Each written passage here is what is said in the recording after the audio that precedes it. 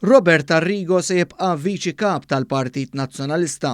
Ikkuntattjat mit-Times Arrigo spjega mhux se nabbanduna l-vapur, mhux se nħalli l-kap tiegħi issa.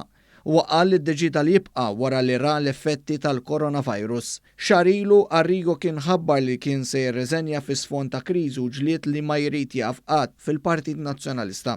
Arrigo kellu jirreżenja minn viċi kap jumejn oħra u kien mat-Times li ħabbar il-U-turn. Fil-fatt meta kien qal li se jirreżenja, Arrigo kien qal li ma xtaqx li jkun kelliem għal xi qasam fisem l-Oppożizzjoni.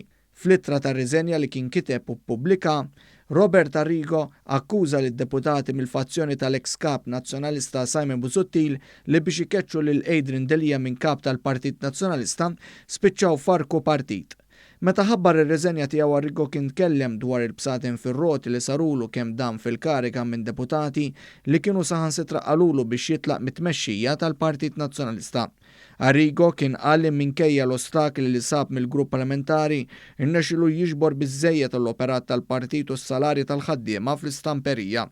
Arrigo kien saħansitra akkuża lid-deputati nazzjonalisti li bl-azzjonijiet tagħhom kisru dak kollu marbut madħul biex ikunu sostnuti l-pagi tal-ħaddiema tal-istamperija.